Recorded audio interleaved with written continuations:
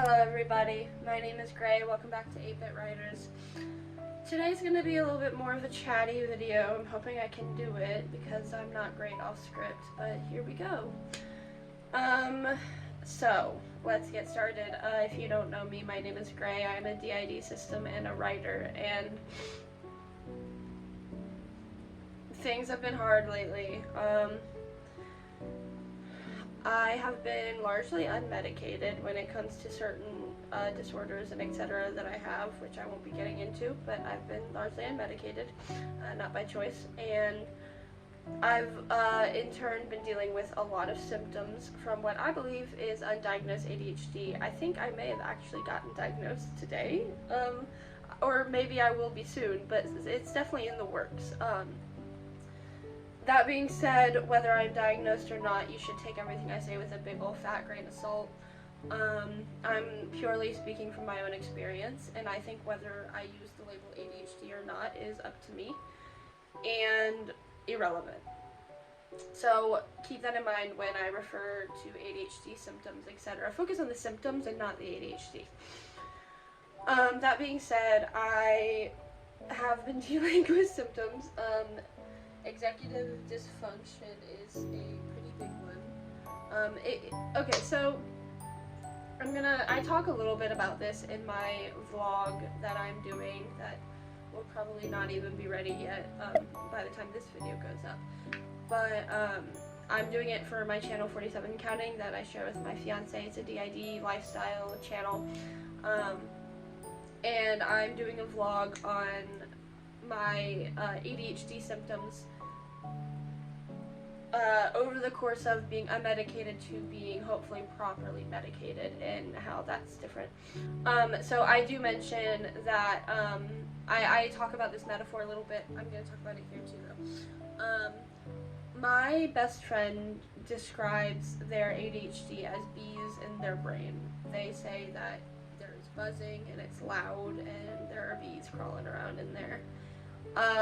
I think that when I say my brain is covered in tar, we are describing more or less the same phenomena, but everyone's disorders presents differently, and we're also just different people. Even if they presented exactly the same, we wouldn't experience them the same because it's not how it works. But that being said, the tar is something that I will likely come back to. Because it really does feel like my brain is covered in this thick, goopy substance that makes it hard to do anything. It doesn't make it hard to care, you know. I care quite a bit. I have a notification. I care quite a bit, and I love the things I'm working on, but the thought of working on them makes me want to cry. Especially sitting down at my desk. Do not get me started on sitting down at my desk, which kind of ties into another point I would like to talk about throughout this video, which is I used to be a ghostwriter for I think 7 months, something around there. It was over 6 months. I was a ghostwriter with no breaks aside from the occasional mental breakdown I would have and need a break, or, you know, my normal 2 days off a week that I scheduled myself. It was exhausting. I am severely burnt out. I think that I got so much out of being a ghostwriter, and I think that I wouldn't go back and change it, but it was just as bad for me as it was good for me. It's very difficult for, like, sitting at my desk, for example. If I even look at my desk for too long, I get anxiety, like, because this is why, I usually let myself write on my phone. However, I got to a point where I realized that, the time I spent writing on my phone was like 4 times the amount of time I would spend on my computer, and my time is so precious to me. I take my time very seriously, and I always have. I am terrified of death, and I know that it is inevitable, and so I'm soaking up every last moment. If I'm not doing something meaningful with my time, I get upset. So it was better for my mental health and for my productivity and for my job and my income for me to force myself to sit at my desk, even if it was the last thing I wanted to do. So I did that. and I am suffering from it now. Even if my desk was spotless, it's kind of a mess right now, but even if it was spotless, you know, I would not be able to sit at it right now. My computer freaks me out. I played Minecraft for 15 minutes the other day with a friend, and I was like, listen, I gotta stop. Yeah, so the point of this video is I wanted to record it now, which is I just saw my psychiatrist today, and he prescribed me a ADHD stimulant, which is a big deal. I obviously don't know. It could not do anything. It could not be the right one, you know? But there's a chance my life is about to improve so much. And I wanted to record this video in my current mindset and not in the hopefully better mindset, because I am at a spot where it's not just the burnout, it's the tar that is stopping me from doing what I love, which is writing, and like about anything else. Because I have these projects that I'm working on. I'll talk a little bit about them. My two main projects are Super Kids and Crybaby. Super Kids started out as a standard-sized fan fiction. It is now an original work. The characters are completely different, and it has nothing to do with the original plot. Because if you know about standard-sized, you're like, why are they superheroes? Yes, so Super Kids is, I really don't know how I genre it. It's a little gritty. I'm not gonna lie. It's a little gritty. Not gratuitously so. At least I try hard not to let it become that. I'm gonna be having sensitivity and beta readers, of course, and I have people critiquing it as we speak.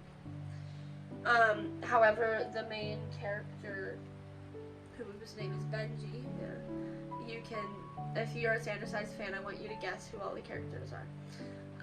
Benji is being abused by his dad, Derek, and his stepdad, Julian, is there, and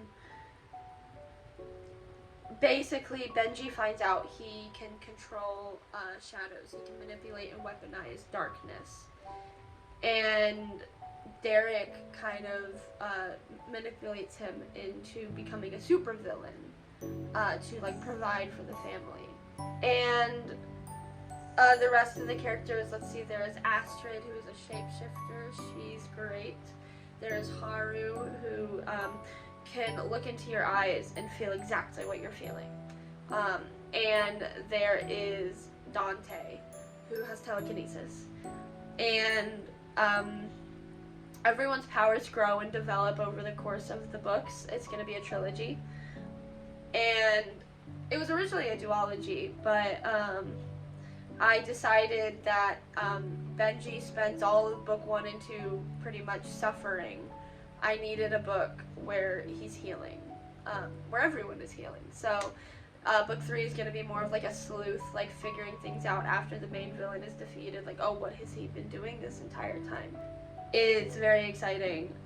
I love my story so much, and I'm sure you can tell I'm a little high right now, and I was zoned out and just talking about my progress, my works and progresses. But I realized kind of halfway through there that I must be sounding very passionate right now, at least a little bit.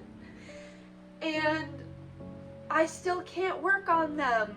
I can't do anything but think about them for a few minutes. And I can talk about them, and that really gets me going. I love talking about my books. Please ask me questions about my books. I'll make a whole video if I can, you know. But the idea of even pulling it up on my phone just makes me want to cry. And I couldn't even tell you exactly why, like emotionally why. I can tell you exactly why, because I'm unmedicated.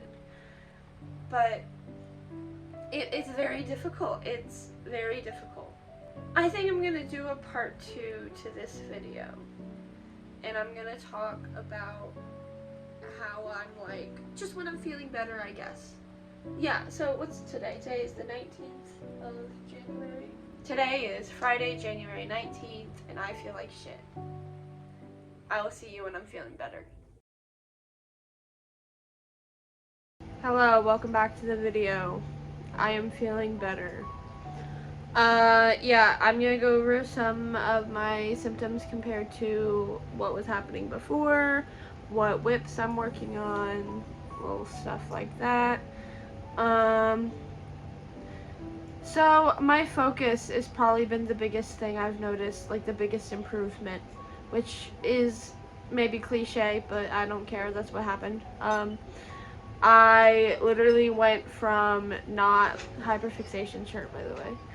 I went from, like, for several years not being able to play Minecraft and, like, actually enjoy it at all. And I would play for, like, no more than 15 minutes and then I would stop because I just was miserable the whole time. I've literally just been playing it, like, a lot for fun, and I'm enjoying it a lot, and I play it for, like, at least half an hour at a time, which I know isn't, like, that much, but honestly, it's usually closer to, like, 45 minutes to an hour. But, like, that's, like, a big deal for me. That's a huge deal. On the ADHD stimulant I'm on, yeah, my first day on it, I sat down and wrote 1,000 words in, like, an amount of time. And to be fair, remember I used to be a ghostwriter, so I'm used to pumping out words, but, like, that wasn't me rushing. I just sat down and was like, I want to write, and I wrote 1,000 words. And the day after that, also on my ADHD stimulant, of course, I wrote 1,600 words. And I wrote an amount of words today. I think it was less than 1,000, but I sat down and I wrote it, and I felt like shit today. And I sat down and wrote, like, because I wanted to, and I had fun. I'll go ahead and update you my works in progresses. In rediscovering Minecraft, thanks to being able to care about things again, I have decided to put down Crybaby, let that stew and simmer for a little bit, and instead I'm going to work on the Heroes of Air alongside Super Kids. I'm recording this, it is the 21st of January. I am recording this because I felt, like, fantastic, and now I feel like it's been a rough day, but I feel like the normal of mostly good is coming. I really do feel it coming, because I think today was like a trauma anniversary for me. I'm not going to get into that, but that's part of why today has been so hard, and I really think the ADHD stimulant has been part of what's making it easier. Because I was able to distract myself and do things. I didn't even remember it was the day that it is until, like, a few hours ago, like 2 hours ago, because I've just been keeping myself busy. But, you know, your body remembers and your brain remembers even when you don't. So anyway, yeah, all that being said, I am feeling better, and I am excited to get back into this channel and get back into writing. I want to pull off, like, 3 or 5 different hyperfixations at once, and I really need to chill out. But God, it's like I didn't even hyperfixate. It's like I couldn't, and, like, anytime I'm not hyperfixated on anything, it just feels like the world has lost its color. And, like, I know it's not, like, the healthiest to be, like, absorbing something so often and so much that it, like, becomes your world, but I know how to, like, don't worry, I know what I'm doing, okay? Yeah, I'm just so happy to be hyperfixated again, and on Minecraft, like, fuck yeah. Okay, I'm gonna end the vlog. I hope you enjoyed, I hope you got something out of it. Feel free to share your experiences in the comments, or just say something nice. Bye. Hello everybody, welcome back to 8-Bit Writers, and welcome back to the video. So, you might be a little confused, considering there were supposed to be just the 2 parts, and now there's more. However, this is the story. I got on the ADHD medicine, and I was feeling fantastic. I was feeling better than I ever have. Like, I was so good, and not just, like, I'm trying hard to not just focus on how productive I was, because I was very productive, but that's not the point. The point was I felt good, which allowed me to be productive. The productive was like a bonus, you know, and I'm trying to keep that in mind, because I am often the one to think that I must be productive all the time. So I don't want the reason for me to want to feel better is so that I can be productive. I want the reason for me to want to feel better is so that I can feel better. All that being said, I don't feel better anymore. I am going ahead and recording this at the time I am because I didn't want to come up here and just say, yeah, feeling like shit again, don't know what to do about that. I wanted to wait until I had a little bit of a plan. And I spoke with my doctor, and he has upped my medicine, which I firmly believe is gonna help. And if it doesn't, I have a proposition for him, you know, an idea, if you will, of my uneducated opinion, and we'll see what he says. But I'm really confident that I'm gonna start feeling better in these next few days. So that being said, this will probably be the last clip because I'm going to start a new video in the morning, which will chronicle this process the same way, just in a different... I'll just say it. I'm gonna start recording a video where for like 3 to 5 days I'm gonna write using Ernest Hemingway's routine. So that'll definitely... Do you want to come through? So that'll definitely tell me, you know, whether or not I'm in the spot that I want to be yet, and I think it's a good test. I think it's good timing. Yeah, so that being said, this is a bit of a roundabout video because I started the video feeling like shit. I'm ending it feeling similarly, but this is, think of it as like part 1. We're going to be chronicling my writing process throughout the next few days to a week, and yeah, I'll see you in those videos. Thank you for sticking with the channel. I know that I am not super active on this one right now. Just dealing with mental health stuff, it's hard to get into the writing mindset, but I thank you for being here, and I'm excited to keep making content. See you next time.